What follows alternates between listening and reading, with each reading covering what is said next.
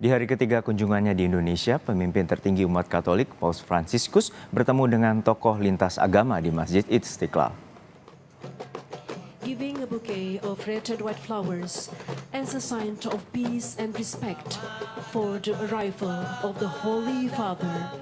Kehadiran Paus Fransiskus disambut langsung oleh Imam Besar Masjid Istiqlal, Nasaruddin Umar, dan diiringi dengan musik marawis. Dalam sambutannya, Nasaruddin menyebutkan Masjid Istiqlal bukan hanya rumah ibadah umat Islam, tetapi juga rumah bagi kemanusiaan.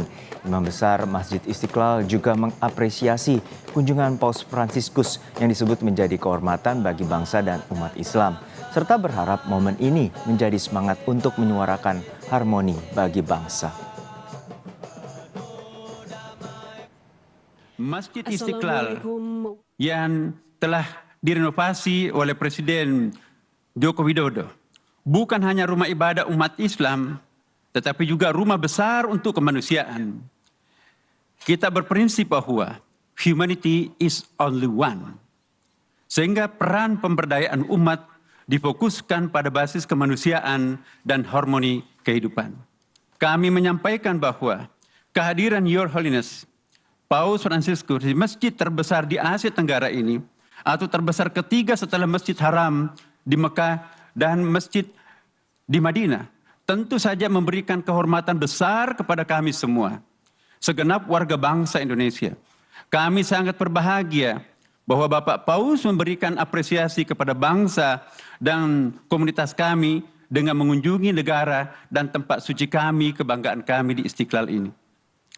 Insya Allah, pesan dan cita-cita yang disampaikan oleh Your Holiness Paus Fransiskus tentu akan menambah semangat kita semua untuk menyuarakan harmoni di antara kita semua.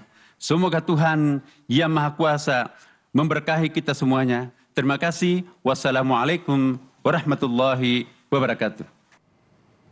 Dalam pertemuan pemimpin tertinggi umat Katolik sedunia, Paus Fransiskus bersama tokoh lintas agama di Masjid Istiqlal Jakarta, Paus Fransiskus menyampaikan kebanggaannya berada di masjid terbesar di Asia Tenggara.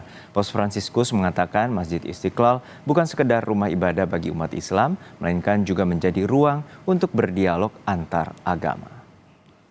Fratelli e sorelle, buongiorno.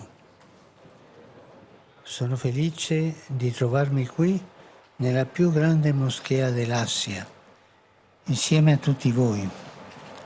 Saluto il grande Imam e lo ringrazio per le parole che mi ha rivolto, ricordando che questo luogo di culto e di preghiera è anche una grande casa per l'umanità, in cui ciascuno può entrare per fermarsi con se stesso, per dare spazio a quell'anelito di infinito che porta nel cuore per cercare l'incontro con il divino e vivere la gioia dell'amicizia con gli altri. Mi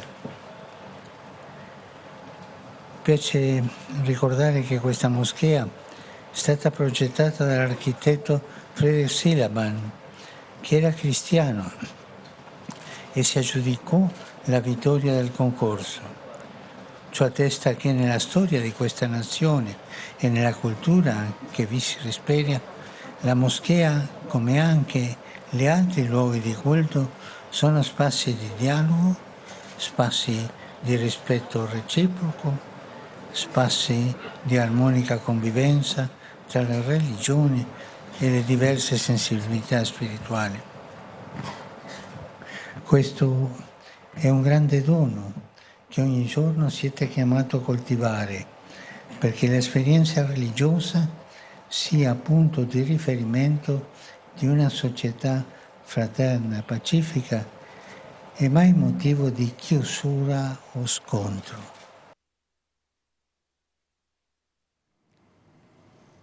Setelah dari Masjid Istiqlal, Paus Fransiskus bertemu dengan penerima manfaat dari organisasi Lembaga Daya Dharma KAJ dari kaum disabilitas, warga lansia hingga masyarakat kelas bawah di kantor Konferensi Wali Gereja Indonesia.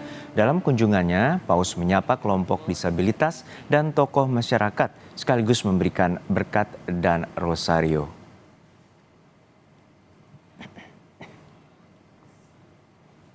Ulasan lebih lengkap soal kunjungan Paus Fransiskus ke kantor konferensi Wali Gereja Indonesia, kita tanyakan langsung pada jurnalis Kompas TV, Triksi Valencia di kantor KWI Jakarta Pusat. Triksi, dalam pertemuan tadi di KWI, Paus sempat menyapa para penerima bantuan yang hadir, lalu pesan-pesan apa saja yang disampaikan oleh Paus dalam pertemuan ini?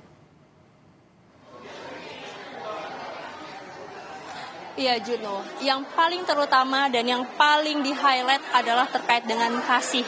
Bagaimana Paus Fransiskus ini menunjukkan bahwa Tuhan mengasihi ke setiap orang, ke masing-masing orang, satu persatu, bahkan dalam keterbatasan dan juga kesulitannya. Sehingga ini menjadi nilai-nilai yang seharusnya terus diterapkan, yang seharusnya terus dipraktikkan dalam kehidupan sehari-hari, bukan hanya di wilayah gereja, tapi juga di kehidupan bermasyarakat, kehidupan perkantoran ataupun juga dalam pekerjaan. Nah, ini adalah nilai-nilai yang diharapkan bisa diterapkan. Kemudian juga terkait dengan tidak ada yang tertinggal, ini berarti semuanya diingat, semuanya adalah orang-orang penting, semuanya adalah orang-orang berharga yang menjadi perhatian, yang kemudian menjadi cakupan khusus untuk bisa memberikan kasih, untuk bisa menunjukkan bagaimana Tuhan bisa memakai sekelilingnya untuk terus memberkati, untuk terus bisa membantu dan juga bekerja sama. Nah, yang poin yang kedua adalah terkait dengan kerjasama. Ini yang diingatkan adalah bagaimana masing-masing antar umat beragama, masing-masing pribadi, ini semuanya membutuhkan kerjasama, sehingga kerjasamalah ini yang memperkuat dan juga menyatukan setiap individu, setiap umat beragama, perbedaan suku dan juga ras ini akan disatukan dengan kerjasama. Dan juga yang terakhir adalah terkait dengan nilai-nilai terpenting ini harus menjadi harapan, sehingga dengan adanya kasih dan juga ada kerjasama yang terus-menerus melakukan atau mempraktikkan saling, ini bisa menjadi harapan bukan hanya bagi masyarakat yang ada dalam gereja, tapi juga di masyarakat luas maupun juga yang di perkantoran, di pemerintahan. Nah, ini adalah nilai-nilai yang disampaikan oleh Paus Fransiskus dalam pertemuannya dengan penerima manfaat Juno dan juga saudara. Yang tadi juga kita lihat adalah bagaimana Paus satu persatu dihampiri, bagaimana Paus Fransiskus ini memberkati anak-anak maupun juga para lansia yang hadir di dalam gedung KWI untuk menunjukkan bahwa ini adalah kedekatan yang seharusnya dipraktekkan. Bagaimana kedekatan dari pemimpin dengan rakyatnya, bagaimana dari atasan dengan bawahannya, ini menjadi sebuah contoh yang kemudian menjadi nilai-nilai yang perlu dipraktikkan kembali yang disampaikan oleh Paus Fransiskus, di mana tidak ada jarak ketika ada kasih, ketika ada kerjasama, maka jarak pun semuanya terhapuskan. Dan juga yang tadi kita lihat menarik adalah Paus Fransiskus sempat menorehkan ataupun juga mencoretkan sebuah garis ataupun juga di sebuah kanvas ya, untuk nantinya ini akan dilanjutkan, lukisannya akan dilanjutkan oleh salah satu orang anak yang nanti lukisannya ini akan diberikan kepada Paus Fransiskus ataupun juga melalui Vatikan. Nah, ini adalah momen-momen spesial yang kemudian dirasakan oleh teman-teman disabilitas dan juga oleh para lansia, termasuk juga sebenarnya Juno, kalau saya boleh menceritakan lebih luas lagi bagaimana tadi ketika selesai dari acara KWI, Paus Fransiskus ini menyapa masyarakat yang ada di luar gedung KWI. Banyak sekali masyarakat yang berada di pinggir ini menanti untuk bisa menyapa Paus Fransiskus, dan tentu saja Paus Fransiskus seperti biasa saja menurunkan kaca yang memang tidak pernah ditutup ya ketika melakukan kegiatan di Jakarta ini, bisa memanggil beberapa masyarakat, beberapa anak untuk lebih dekat, lebih bisa menyampaikan berkatnya dan juga diberikan rosario.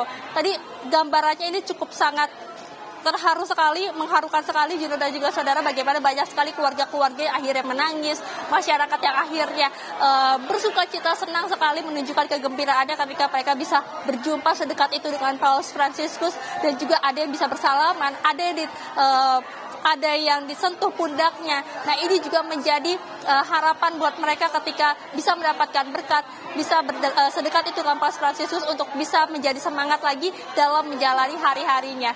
Nah, Juno, nanti kegiatan Paus Fransiskus bukan hanya berhenti sampai sini aja, tapi ada acara besar yang pada pukul 5 sore di Gelora Bung Karno, di mana Paus Fransiskus akan menjadi pemimpin misa bagi umat Katolik. Jadi kita akan melihat seperti apa perjalanan ataupun juga gambaran misa yang akan dipimpin oleh Paus Fransiskus pada sore hari nanti.